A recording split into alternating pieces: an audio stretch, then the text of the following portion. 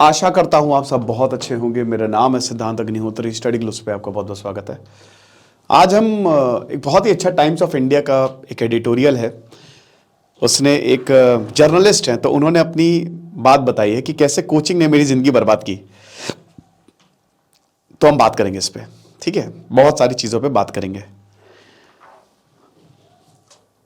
हम भी कोचिंग देते हैं, लेकिन आपके लिए हमेशा, आपके साथ मैं हमेशा हूँ। I am always with you as a brother. तो उस हिसाब से 200 प्लस घंटे live session, UPSC prelims test series 25 से 35, करंट अफेयर सीसैट सिर्फ 770 रुपये में। कहीं पे भी ये कोर्स 10 से 15 हज़ार का मिलता है, बट उससे बेहतरीन क्वालिटी हम आपको, क्योंकि हमको लगता है यार चीज़ें बेटर होनी चाहिए, ठीक है, सबसे ज़्यादा बेटर होनी चाहिए। तो अगर आप यूपीएससी की तैयारी कर रहे हैं तो वे फॉरवर्ड स्टडी ग्लोस, फटाक से कोर्स को ज्वाइन करें, क्योंकि 11 फरवरी से क्लास शुरू होगी। और इस लाइव क्लासेस में 200 प्लस आवर्स में हम आपको बताएंगे कि सवालों को कैसे करना है। सवाल पे डिस्कशन होगा, छोटा सा क्रैश कोर्स की तरह है, ओके। बाकी मैं तो हूँ ही आपके साथ हमेशा। तो बेटा ऐसा है कि एक कहानी है, पहले कहानी सुनते हैं हम। 16 साल, रांची, अपना 10th कंप्लीट किया एक बच्चे ने, जिनकी हम बात कर रहे हैं। इनका नाम नहीं दिया एक्चुअल में।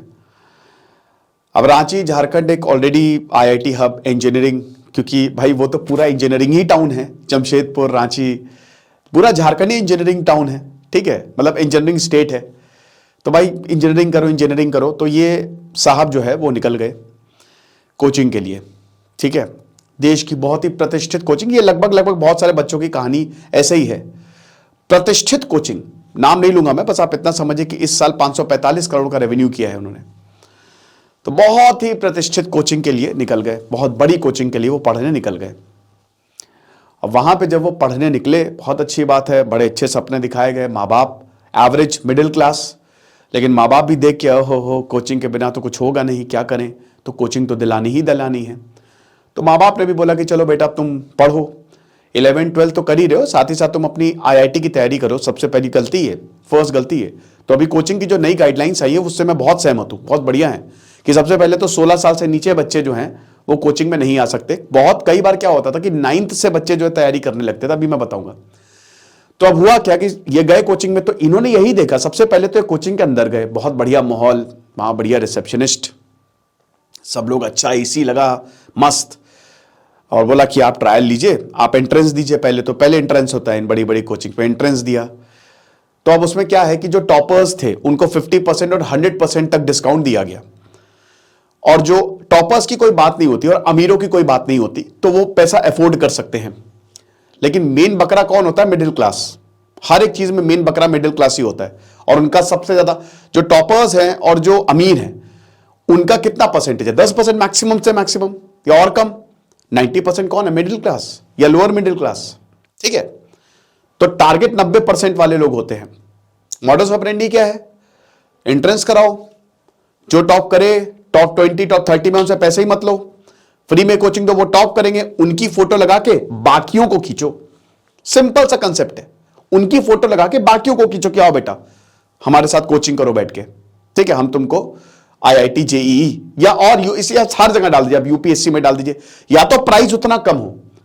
अब देखिए भैया, एंट्रेंस हुआ, एवरेज आए, टॉप नहीं कर पाई है, 3 लाख रुपए देने पड़ेंगे सर आपको। 3 लाख का चिट्ठा जो है वो पकड़ा दिया, यानी कि साल का 1 से 1.5 लाख रुपए। और अगर आप हॉस्टल में रहते तो उसको और ज्यादा मल्टीप्लाई कर दो। तो गाइडलाइंस भी आपको मैं समझाता जा रहा हूं। तो यह बहुत अच्छी बात है कि अब ऐसा है कि अगर बच्चे को समझ में नहीं आ रहा, बच्चा बीच में ही कोचिंग छोड़ देता है, कोचिंग इंडस्ट्री 2028 में 1,34,000 करोड़ के आसपास पहुंच जाएगी, अभी 60,000 करोड़ पे खड़ी हुई है, आप समझ रहे हैं। तो अगर बीच में ही बच्चा जो है वो छोड़ के चला जाता है, तो अब आपको सारे पैसे वापस करने पड़ेंगे, जो बहुत ही शानदार कदम है। तो अब भैया 3 लाख रुपए फीस, कोई बात नहीं, लोग देते हैं, इन्होंने भी दी, पैसा दिया। अब भैया जब ये अंदर गए, मूड खराब, क्योंकि क्लासेस जो है वो डिवाइड की जाती है। सबसे बेस्ट बैचेस के लिए अलग क्लास, सेकंड बेस्ट के लिए अलग, थर्ड बेस्ट के लिए अलग। बेस्ट बैच के लिए टीचर्स भी अलग होते हैं, जिनको ऑलरेडी करोड़ों रुपए पे किए जाते हैं। कोटा में इस बार सबसे ज्यादा लोगों ने सुसाइड किया, सबसे ज्यादा बच्चों ने सुसाइड किया, 26। एक सर्वे हुआ था, एनसीईआरटी नहीं करवाया था, लगभग 4 लाख बच्चों का सर्वे किया था, 6th से 8th। तो उसमें से 73% बच्चों ने बोला था कि हम स्कूल जाने में खुश नहीं हैं। बाकी 37% बच्चों में बोला था कि हम हद से ज्यादा प्रेशर फील करते हैं, 33%। तो बच्चे स्कूल जाना नहीं चाहते, बच्चे बिल्कुल स्कूल जाना नहीं चाहते। और ये किसकी प्रॉब्लम है? ये हमारे एजुकेशन सिस्टम की प्रॉब्लम है, ठीक है, स्कूलों की प्रॉब्लम। अगर स्कूल अपना काम ठीक से करते, जिसकी आप ऑलरेडी बहुत ज्यादा फीस दे रहे हैं, तो आज कोचिंग्स की जरूरत ही नहीं पड़ती, ठीक है। तो अब ये गए, इन्होंने देखा बहुत बड़ा रूम, एवरेज थे तो एवरेज ही क्लास मिली इनको। अब उस क्लास में, एक क्लास में 100 से 150 से 200 बच्चे बैठे हुए हैं, या कभी कभी और ज्यादा। माइक से जो है वो टीचर बोल रहे हैं। मैक्सिमम बच्चे जो है, भले ही टीचर बोल दे कि भाई 100 बार पूछो, 100 बार बताऊंगा, आप दूसरी बार पूछ के देखो, या तो आपको मजाक उड़ा देंगे या फिर आप पूछोगे ही नहीं डर के मारे। क्यों? क्योंकि हम इतने अभी कॉन्फिडेंट नहीं है कि इतने लोगों के सामने हम सवाल पूछ सके। ऐसे कम लोग होते हैं, मेरे अंदर भी नहीं था। मैक्सिमम लोग सवाल नहीं पूछते, वो वहीं पे ही रह जाते हैं कि भाई छोड़ो यार, कोई बात नहीं, किसी और से समझ लेंगे, ठीक है। तो वो टीचर पढ़ा के अपना निकल गया। डाउट भी, जब डाउट आप पूछने जाओगे तो वो भी बहुत तगड़ी भीड़ रहती है। तो धीमे धीमे प्रेशर फील होने लगा, समझ में आ नहीं रहा था। हर एक टीचिंग एक कला है। 100 में से शायद, या 10 में से शायद एक टीचर बहुत अच्छा पढ़ा, बट 9 टीचर वही ऐसे ही लिखवा दिया, बता दिया ऐसे। तो टीचिंग में एक कला होती है, ठीक है, हर कोई जूती भैया तो होता नहीं है। तो अब यहां पे हुआ क्या कि प्रॉब्लम्स आने लगी बहुत ज्यादा। धीमे धीमे जैसे जैसे वक्त बढ़ता गया, निकालना है निकालना। मैं देख रहा था कि 8th 9th तक के बच्चे लगे हुए हैं कि भाई कुछ भी करके मुझे एग्जाम निकालना ही निकालना है। इसीलिए इस बार गाइडलाइंस में मिनिमम स्पेस की बात की कि आप बहुत सारे बच्चों को एक साथ नहीं पढ़ाएंगे, साथ ही साथ आप काउंसलर्स भी रखेंगे। कहीं पे भी अगर मेंटल टेंशन हुई तो वो हैं उनके साथ। तो भाई एक कंपटीशन की भावना, अल्ट्रा कंपटीशन की भावना बढ़ती गई कि करो यार, करना है, कुछ भी करना है, दिन रात लगे होना करना है। ऐसे बहुत सारे। और ये बता दें कि मैंने कहानी भी सुनी थी कि मुंबई में, हमारे थोड़ी दूर में रहती थी तो मुंबई में कोचिंग की, वो भाग गई, कोटा में कोचिंग की उन्होंने बीच में छोड़ दिया। तो ऐसी कहानियां थी। बट क्योंकि हमको तो करना था IIT, तो हमने एडमिशन लिया, ठीक है। जब एडमिशन लिया तो हमारा भ्रम टूटा, हमको चीजें समझ में नहीं आई। इधर स्कूल का प्रेशर, इधर कोचिंग का प्रेशर, दिन भर पढ़ाई पढ़ाई। तो उसी में ही हमारा बचपन जो है वो चला गया। और हमारे लिए बड़ी दिक्कत हो गई कि अब आगे तो करें क्या। पेरेंट्स समझ नहीं रहे हैं, पेरेंट्स समझेंगे भी क्यों? हम पेरेंट्स की बातों को समझेंगे क्योंकि भाई उन्होंने पैसा दिया, उनका पैसा, और वो ऑलरेडी मर रहे हैं, वो ऑलरेडी दिक्कत में हैं। उनका इतना पैसा लगा, कहीं से लोन उठाया, कहीं से कुछ उठाया है, वो मर मर के हम लोगों को पढ़ा रहे हैं। तो वो एक और प्रेशर है कि हमको पढ़ना है। एग्जाम हुआ, नहीं निकला, दूसरी बार एग्जाम हुआ, निकल गया, IIT खड़गपुर मिला। लेकिन ये जो कॉम्पिटिटिव की भावना है ना, या इतना ज्यादा प्रेशर, इतनी ज्यादा टेंशन, कहीं ना कहीं इसने मुझे इरिटेबल बना दिया। मेरे अंदर गुस्सा आया, मुझे गुस्सा आने लगा। और मेरी छोटी से छोटी जो, मतलब आप ये समझिए कि अगर कोई भी दिक्कत होती थी तो मैं लड़ता था। मेरी लाइफ जो है वो प्रॉब्लम होने लगी इस ट्रॉमेटिक एक्सपीरियंस की वजह से जो मुझे कोचिंग्स ने दिया। फिर मैं जर्नलिस्ट बना। मैंने कहा बस बहुत हुआ, हटाओ, मुझे इंजीनियरिंग करनी थी, मैं जर्नलिस्ट बना।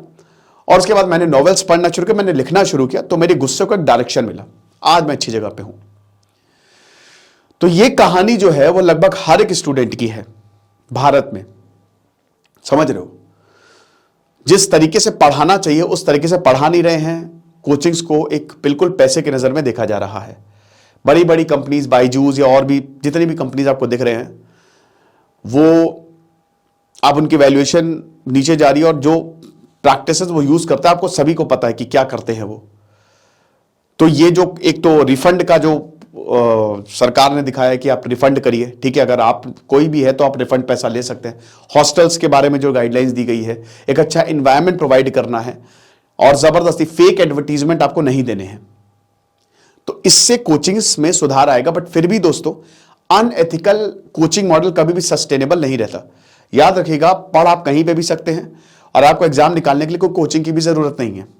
बिल्कुल, अगर आपके अंदर आप मेहनत करने वाले हैं तो आप विदाउट कोचिंग से भी आसानी से कोई भी एग्जाम निकाल सकते हैं। थोड़ा टाइम लगेगा बट निकाल सकते हैं। कोचिंग्स बस आपका काम आसान करती हैं।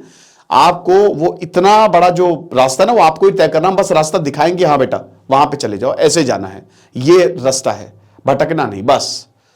बाकी आप आसानी से विदाउट कोचिंग भी एग्जाम्स को निकाल सकते हो। इनफैक्ट यूपीएससी की अगर मैं बात करूं ना, तो यूपीएससी में भी जो एग्जाम निकालते हैं, पहले एक बार कोचिंग करते हैं, बस वो एक बार सिलेबस तैयार होगा, फिर वो खुद से ही तैयारी करते हैं। समझ रहे हो। तो ये है, क्या करना है। सबसे पहले तो स्कूलों पे शिकंजा कसो।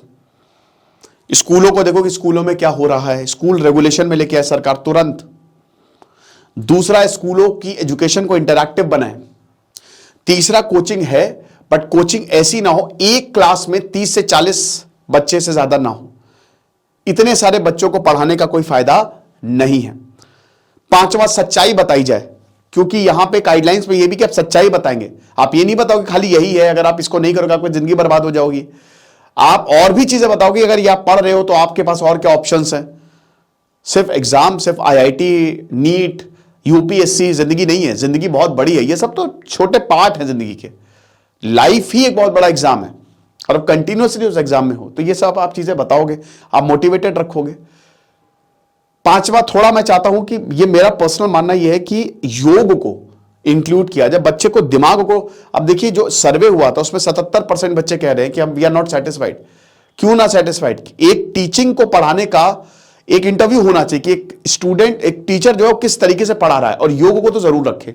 शुरुआत में जब स्कूल शुरू हो, प्रेयर्स हटा दो, आप हटा दो प्रेयर्स। ये जो सुबह होता है ना, बस ऐसे खड़े रहते हैं, बस ऐसे हाथ बढ़े, जल्दी यार ठीक है, उसको सबको हटा के अब योग शुरू कर दो। 1 घंटा सिर्फ आप दिमाग पे ही फोकस करो, हल्का सा ध्यान लगो, बच्चों से बोलो कि शांत रहे एकदम, है ना। देखिए कितने जबरदस्त रिजल्ट आएंगे। दिन भर की लड़ने की ताकत उनको मिल जाएगी। ये जरूरी है। और बैग जो था ना, बस्ता, उसका थोड़ा सा जो इतना भार होता ना वो कम करो। नेचर में अगर हो सके तो बिल्डिंग्स के बाहर पढ़ाओ, पेड़ों के नीचे, या कहीं अगर नदी या कुछ तालाब वाला टाइप का आर्टिफिशियल बना सके, वहां पे अगर बैठा के पढ़ाए बच्चों को तो बहुत मजा आता है, बहुत शानदार। और अगर हो सके तो बच्चों की स्ट्रेंथ को कम करो, टाइमिंग्स चेंज करो स्कूल की, एक ही टाइम मत रखो। आप ऐसे 20-20 के बैचेस बनाओ या 30-30 के बैचेस बनाओ। पहले हमारे यही होता था, यही गुरुकुल सिस्टम था। ये सारी चीजें करेंगे तो होगा, वरना तो प्रॉब्लम है। तो यही लेक्चर था, आई होप आपको समझ में आया होगा। Thank you so much.